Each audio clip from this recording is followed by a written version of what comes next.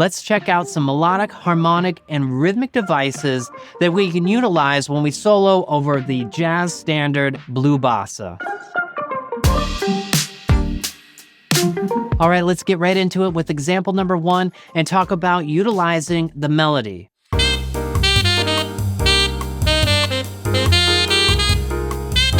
Utilizing the melody is actually kind of the first step. Even way back when improvisation in the jazz context started, it was really just an ornamentation of the melody. So in this case, in example 1, right here, I want to start off strong, utilizing the rhythmic aspect and the contour of the original melody. Now, the original melody of Blue Bossa starts with this nice leap in the beginning and a descending motion that then repeats. And that's exactly what we're going to do here. Let's look at example number 1.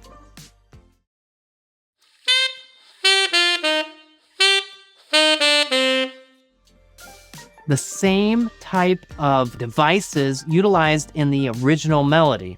It's a great way to start your solo. Remember that being inspired can come from anywhere, and the melody, again, is a great place to start. Now let's look at the second half of that phrase in example 1. I've set up an expectation by descending and utilizing some of the elements of the melody, and I simply then do kind of a response to that by ascending and kind of fulfilling that statement. So let's look at just the second half.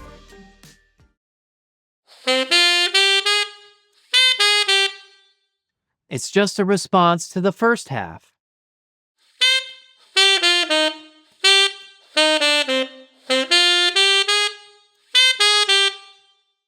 Again, I'm trying to find ways to create melodies. That is the name of the game. Is that something that I could sit there and sing back? Well, I certainly should hope so.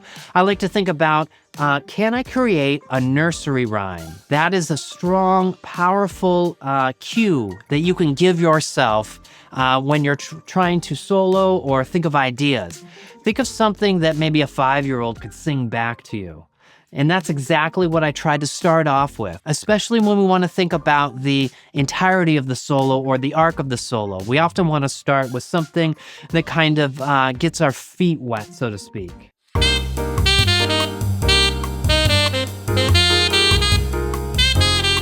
Now, that's exactly what's happening. It's sort of a call and response in example 1.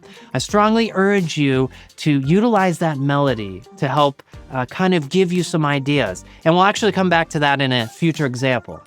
Let's get right to example number 2.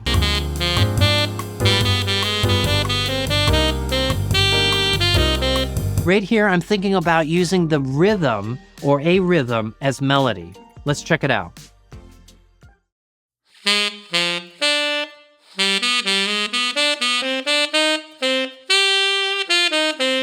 I'm really trying to use repetition from this strong rhythmic device, which is a 3-note kind of rhythmic cell, simply quarter notes. But you'll notice that the articulation plays an important role, especially at medium tempos. Think about that. Think about some of your favorite players and how they treat quarter notes, especially at medium tempos. The first thing that pops into my mind is maybe Sonny Rollins. He uses such a variety of articulation. It is unbelievable. Check it out and try listening with those kinds of ideas. In this example, I've got short, long, long. Now, I want to then repeat that further on in the phrase to show some continuity and to show something that I want to develop. Remember, it's all about trying to develop ideas and what they call tell that story. Well, here's an example. That rhythm is a character. And now I want to further develop that character. Now, something happens between the two statements of that character. That's when I have this 8th note line.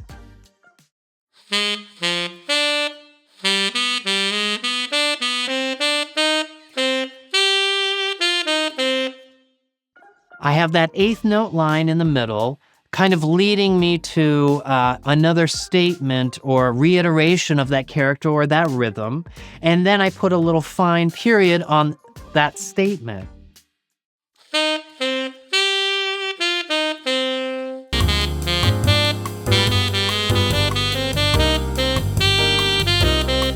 It's very definitive when I end on the root, especially a 3-1 type of device like that.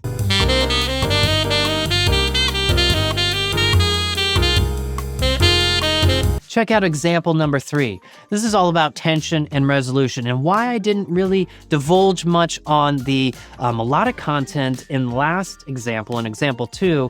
That 8th note line is utilizing really the harmonic minor scale. Now, when I have a minor chord, especially minor 7 chord, or a minor major 7 chord, for an extended period of time, let's say 2 measures or more, or even just 1 measure at a medium tempo, I often like to use harmonic minor. And I use harmonic minor because it has that natural 7. Now, that natural 7 is a great tension note in the context of like a minor 7 chord, for example. Now, of course, we can use pretty much any notes as long as we know how to resolve them. Now, in this case, that natural 7 is actually kind of borrowed from another chord, and that chord is the 5 chord of the relative minor home key. Now, if we look at example number 3, we've got a D minor 7 for the B flat players, or a C minor 7 for concert. And in the D minor 7 chord, that C sharp is utilized. Now, the C sharp functions in some ways as the third of an A7. Now, here is a pro tip. It's again all about tension and resolution. And if you can create that tension and resolution within your line, even if the harmony is not strictly dictating it, you will create forward momentum in the line, but also really what we call tonicize that harmony, meaning it really sounds like you are in that key or communicating that chord. So for example, an A7 is the 5 chord in D minor. So if I take that C sharp and I simply resolve it to half step up to D, I'm really kind of trying to think about going back and forth from A7 to D minor, A7 to D minor. So check out this first measure in example number 3.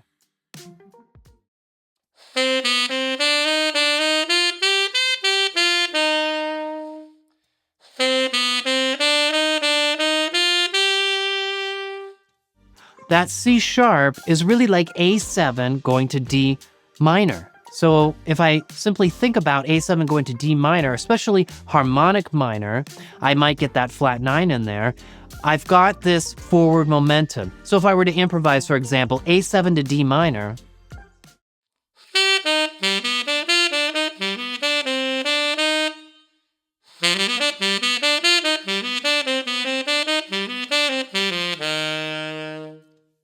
it really sounds clear that I'm in D minor. But what I'm really thinking is A7, D minor, A7, D minor. I utilize this all the time. It gives me more note choices in a way. It kind of conjures other ideas than if I were to think of D minor 7 and just think of Dorian, for example. I, of course, will be able to find certain ideas, and there's a lot in there.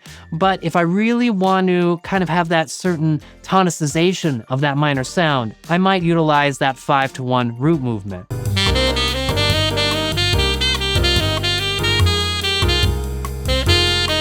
Let's continue through example number 3. I'm really using D harmonic minor. Remember, harmonic minor is flat 3, flat 6, natural 7.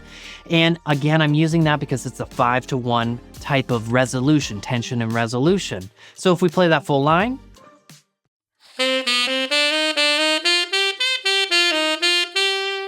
Now, right here, I start to transition into the 4 chord, or a fourth away, the G minor 7, and I put in that minor 7, the C natural, which then kind of really sets me up for that G minor tonality.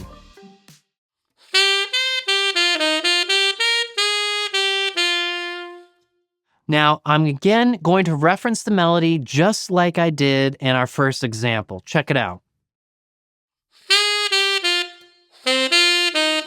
Again, I'm really thinking about the melody and that descending scale stepwise motion.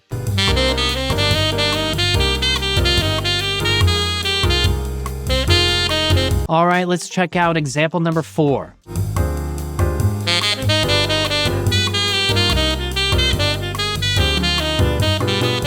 Now here in example number 4, I'm talking about contour changes. I want to set up some expectation, but I don't always want to fulfill that. I want to create some sort of surprise. Now, melodically, I'm still staying with that harmonic minor scale over this underlying harmony, which has its own tension and resolution, again, like we talked about, in the melodic form. But let me create some interest with the contour changes. Check it out.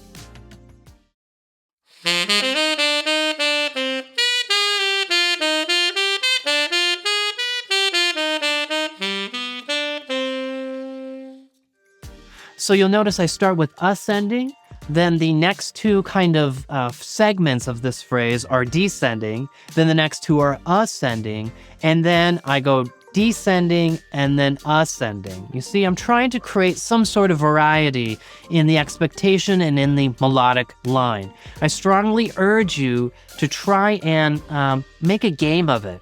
That's what I often do when I'm practicing. I'll put the play along on or a backing track, and I'll sit there for maybe an hour on one chord, just trying to experiment with some of these different devices.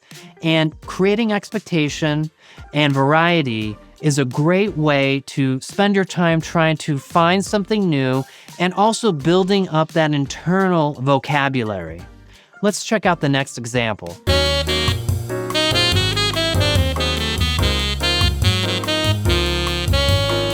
Okay, for our final example number 5, we're going to talk about altered dominant and melodic intervals. Now, what I mean by a melodic interval is really an interval that has its own sort of draw and pull to it. And in this case, I'm talking about the major and minor sixths. So if we look at let's start with the second half of example number 5.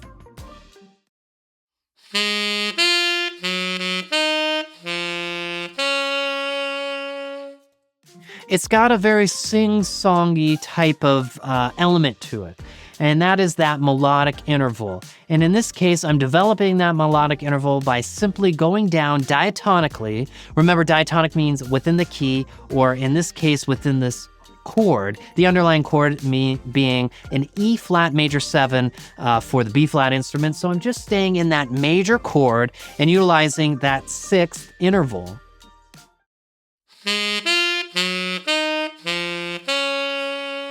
Try and experiment with this type of device. It really does draw in the listener, the other players around you. It's something that we can utilize that sets up that expectation that people can grab onto, including yourself. Let's look at the first half of this example. The first half, we're really talking about using these altered dominant type of melodic note choices. In this case, the second measure of this example, I'm utilizing the altered scale. Now remember, the altered scale, or diminished whole tone scale, or Superlocrian, has several different names, is a mode of the melodic minor scale. It is the 7th mode of melodic minor.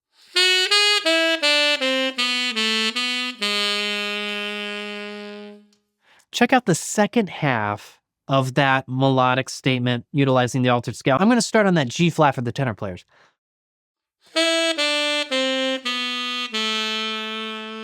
So right in that measure, in this altered dominant sound, I've got pretty much all of my altered tones. I've got my sharp 9, my flat 9, my flat 13, and my sharp 11. I try to really make a point of utilizing all of those colorful note choices.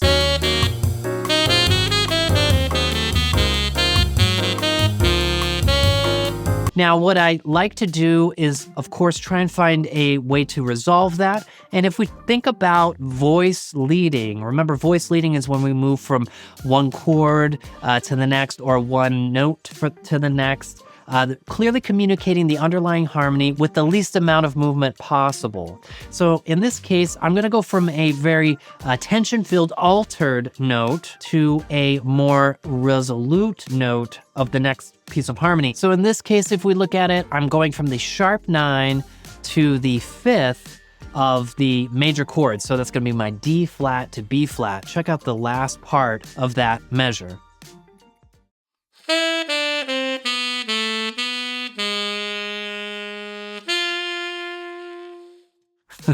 Now we're in a different harmony, obviously, as we get into our melodic interval, the second half of that statement. Check out the full measure.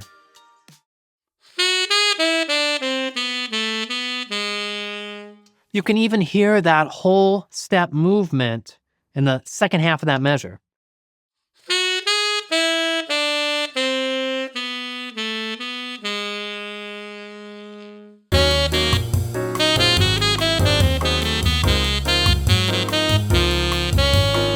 Those are just some melodic, harmonic, and rhythmic devices to think about. We talked about utilizing the melody. We talked about utilizing different modes of the melodic minor scale, like our altered scale. We talked about using certain melodic devices like melodic intervals, the major sixth interval. We also talked about some rhythmic aspects and articulation. Give yourself some cues when you're practicing and say, hey, I'm just going to focus on my different types of articulation. These types of cues and different devices that you can give yourself will help to focus your practice. Happy practicing.